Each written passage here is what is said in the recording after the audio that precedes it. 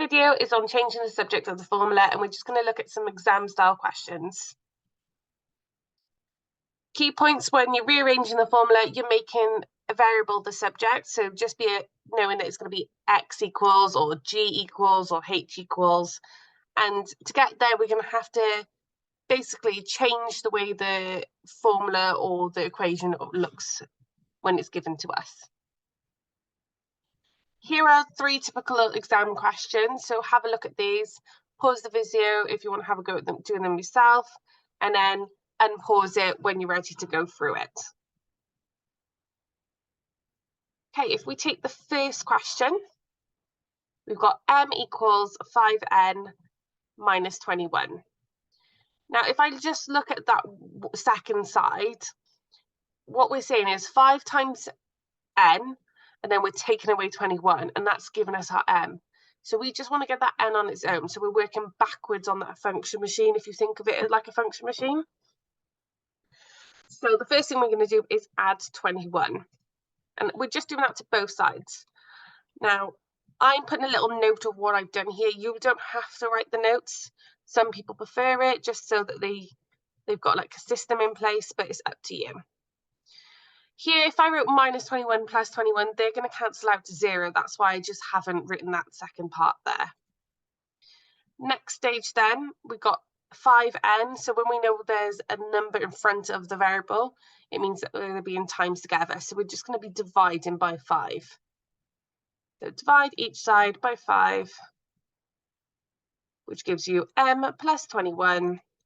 And use your fraction style to this then, just because it makes it a lot easier.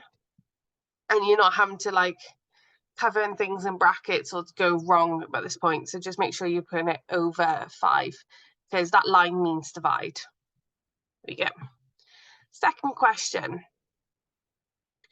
This one, as you can see, is inside the brackets, the cube. Don't get put off by that. This is just using the style of BODMAS. Okay, so we got q minus c, and then everything of that is being times by a. So remember, we're working the opposite way, so we're going to be working backwards this time. So the first thing that we did is going to be the last thing that we do, but the opposite. And the last thing that we looked at is the timesing of a. So I'm going to divide everything by a first. Divide by a. This gives us q minus c is equal to d over a. Again, I'm using that fraction style. It just makes it a lot easier when you're doing rearrange the subject. Now this one's quite simple because we've got q minus c, so we're just going to be adding c then and getting our q on its own. So d over a, and we're going to be plussing c. Again, I just use a little commands either side just so I know that I've covered everything, but you don't have to. It's your personal choice. This question by here now is a little bit more difficult because you can see that the p's are on both sides. So because we got brackets there, I tend to expand out of that bracket on the one side just because it's p's on both. It's going to make it a lot easier for me. So the first thing I'm going to do is expand out. So remember, timesing everything by that 4. Only on the one side though. Don't get caught out by doing it on both sides. There we go. Now we're at this stage, I'm going to chuck everything that has p on it to one side. So I'm going to see where I've got the less amount of p's, like this one is less than that one. So I'm going to minus 3p from each side. That leaves me with p minus 8q equals 2, because it's cancelled out from there and I've taken it away from that side. Now, because I want p on my own, I need to get rid of that 8q. So I'm going to add 8q. And it doesn't matter which order you do it in as well. Some people add the 8q and then take away the 3p. It doesn't matter as long as you've got the final result. There we go. Or some people like to write it as 8q plus 2. Either way is accepted, okay? There we go. Right, so these 2 questions are slightly more difficult.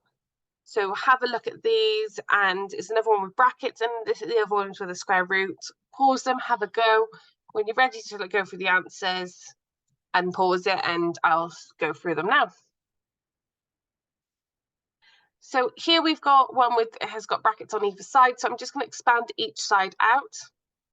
So we got 5x minus 15 equals 4y minus 3xy. And now we're making x the subject. So similar to the last question, I want to get all my x's onto one side. So this time 5x, I'm going to get rid of that 15 actually first. So add 15, add 15, which gives me 4y minus 3xy plus 15. And now I'm going to add 3xy. And you can do multiple steps at once as well. Don't worry if you're at that stage and you're doing multiple steps. I'm just doing a little bit of the longer version to make sure that we're covering everything. Go. 4y and then plus 15, because we've now got rid of that minus 3yx in the middle, not xy. Now, at this stage, people are going, I've got x's, I can't add them because you've got two different variables happening there. You've got the x and you've got the xy. There is one thing we can do, and this is to factorize x outside. Because as you can see, x is a factor in both of those. We put x on the outside, and we're just factorizing it so that we don't have to write the x. There we go. And this side stays the same because I haven't done anything to either side. All I've done is factorize the x out. Now, these two are technically being times together. So if I just want x on my own, I'm going to have to divide by 5 plus 3y. So that's what's going on there. So 4y plus 15 all over 5 plus 3y. Now, you don't have to write the brackets if you use the divide sign like this way, but if you did just write it next to it, that's when you'd have to. So that's why I don't recommend doing those brackets there. And that's that question done. The last question we've got today for this video, okay, a little bit daunting because you've got a square root there. Please do not be scared. And so we've got to get the h on its own. So if I just read this through, what is happening here is you're doing 3 times h, dividing that by 2, and then you're square rooting, okay, because it's square rooting over everything. So if I want to get rid of a square root, the first thing I need to do is square both sides. So we're going to have d squared is equal to 3h over 2. Now, we don't need that 2 there, so the next thing we're going to do is times everything by 2. So now I've got 2d squared equals 3h. And the last stage is divide by 3. Divide by 3. And then we've got 2d squared over 3 is equal to h. And there you go, sorted.